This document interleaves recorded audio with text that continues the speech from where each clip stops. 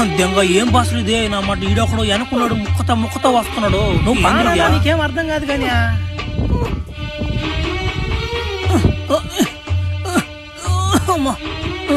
ఆవో ఆవో ఆవో ఈడేంద్ర నాయన ఆవు ఆవు అంటాడు. ఈడేమన్నా రావులా? ఒరే నా మడ్డ మీ భాష నాకేం అర్థం కావట్లేదు నాయన. ఏంద్ర మీరు ఏం మాట్లాడుకుంటున్నారా మీరు?